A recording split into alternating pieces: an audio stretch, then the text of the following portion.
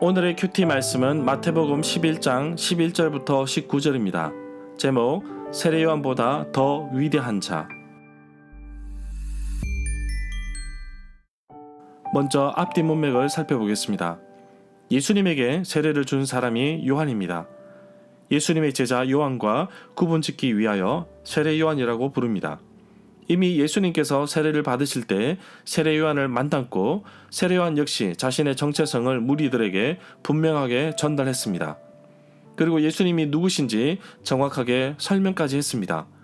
그러나 11장에 와서 세례 요한이 예수님에 대해서 의심을 가지고 질문을 하게 됩니다. 그러나 세례 요한은 감옥에 갇혀 있기 때문에 그의 제자가 대신하여 질문을 하였습니다. 오실 분이 당신이십니까? 아니면 우리가 더 기다려야 합니까? 예수님은 보고 들은 대로 전해주라고 하십니다.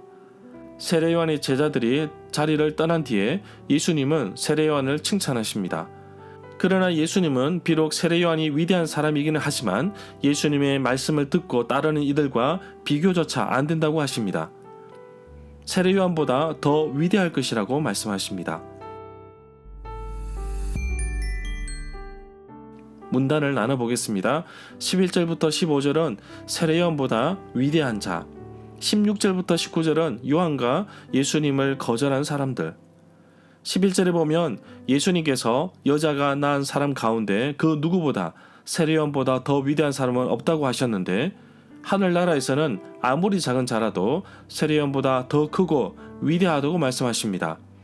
이 구절에서 어떤 사람의 인물적 또는 성격의 됨됨이를 말하는 것이 아니라 구원사의 흐름에서 그 사람이 차지하는 위치와 과제를 지어본 됨됨이를 말하는 것으로 보고 있습니다.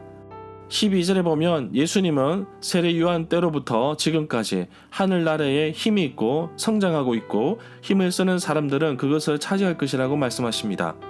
누가복음 16장 16절에서도 율법과 선지자는 요한의 때까지요. 그 후로부터는 하나님 나라의 복음이 전파되어 사람마다 그리로 침입하느니라고 말씀하십니다.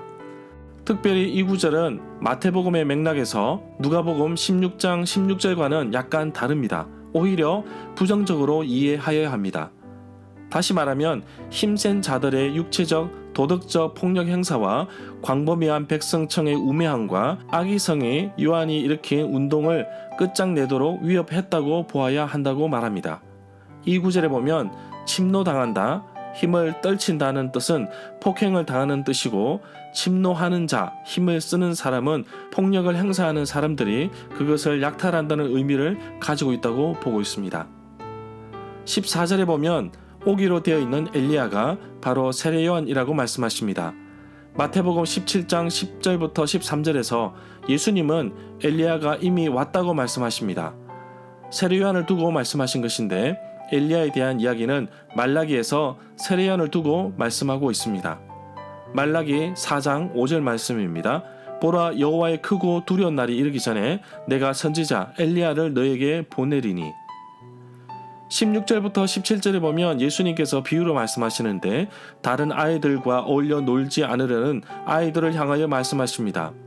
보통 피리를 불고 춤을 추는 것은 결혼식에서 볼 수 있는 풍경이고 슬픈 노래는 장례식에서 볼 수 있는데 아이들이 이러한 놀이, 결혼식 놀이와 장례식 놀이를 하자며 이야기를 해도 듣지 않는다고 말씀하십니다.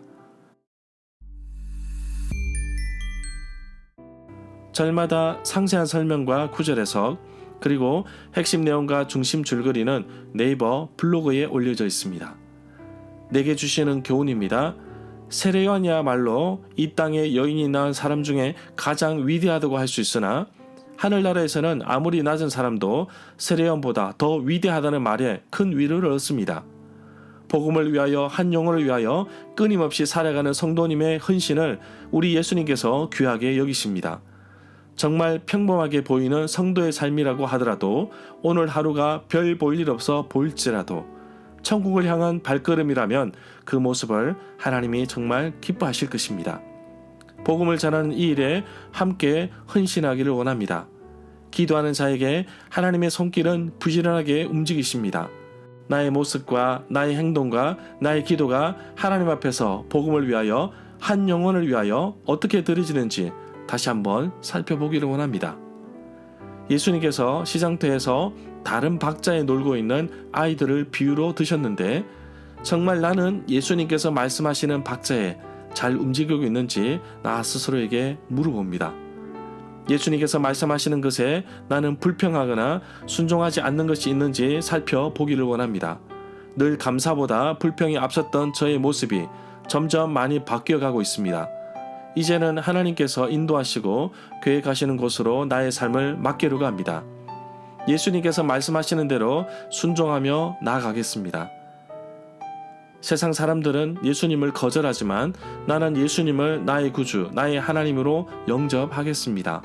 기도보다 성령보다 앞서지 않게 하옵소서.